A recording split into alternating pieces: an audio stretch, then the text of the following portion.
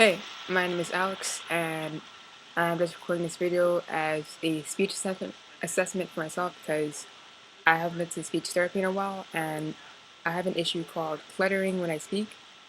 So pretty much what happens is that I speak way too fast, and then my speech gets jumbled all together, and then usually people can't understand what I'm saying. So right now I'm pretty much just talking to the camera as a way to practice my speech because recently it hasn't been sounding that great because I haven't been to speech therapy in a while. So yeah, usually what happens whenever I notice that I'm speaking too fast, my speech therapist will hold out her hand like this, and then that means that I need to slow down. And then I noticed that lately, um, my cluttering has gotten a little worse because I haven't been going to speech therapy that often, and that's because I recently got a summer job working for a mural painting organization, and they pretty much the hours are from 9 to 5, Mondays through Thursdays, and I have speech therapy usually on Thursdays, and it's at 2:30. It's from 2:30. There I go. 2:30 to um about 3:15, I want to say. So it's like around 45 minutes long. So since I have work on Thursdays at that time, I haven't been able to go to speech therapy. So yeah, I'm pretty much just making this video just to practice my speech. So I guess I will tell you a little bit about myself. Um, Again, my name is Alex. I live in the Bronx. I just graduated from Parsons, the new school for design, to a really huge art school, and I majored in illustration. So yeah, right now I'm pretty much waiting for my degree to arrive in the mail. And also, I actually have a job interview for Dick Blick this Friday. It's an art store here in New York City, and they also have some other Dick Blick stores in other cities as well.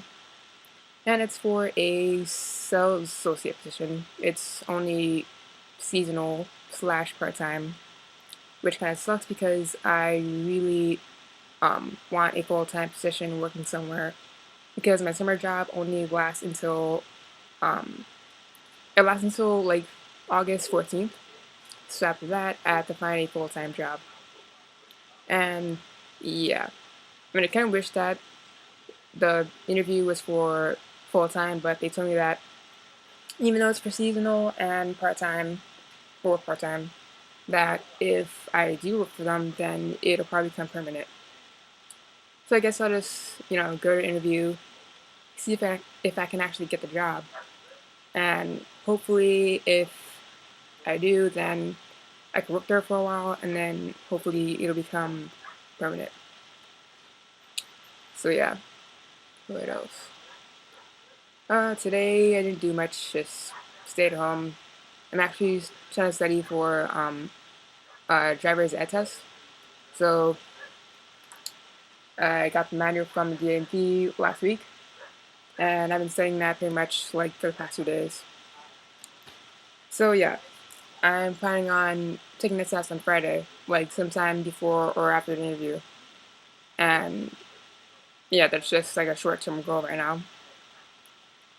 And yeah,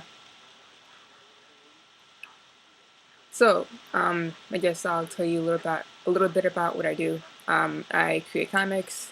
I'm an animator. Or at least I'm trying to be an animator. I took 2 animation courses at Parsons, and um, they went pretty well, and I think I did pretty well too. Um, if I post this on YouTube, I guess I'll just have you guys watch some of my animation videos that I have on YouTube. I have my animation reel and also a trailer that I created for the animated film that I'm creating. And I'm also I self-published a graphic novel called Jalen and Miranda. And basically, what that's about is these 2 girls who go to public school and a New York City public high school. Yeah, there we go. And these two girls, they come from different like social cliques at their school, and they're also into different like socioeconomic groups. One of them has her family's like pretty well off, and the other girl, she pretty much coming from a family that's struggling a lot financially. And somehow like they manage to like notice each other around school sometimes, and then they start like becoming interested in each other, and then they slowly start realizing that the interest that they have in each other is like something like deeper than just that interest. Like they start having feelings for each other even though they don't know each other. Like they didn't talk to each other or anything. So yeah.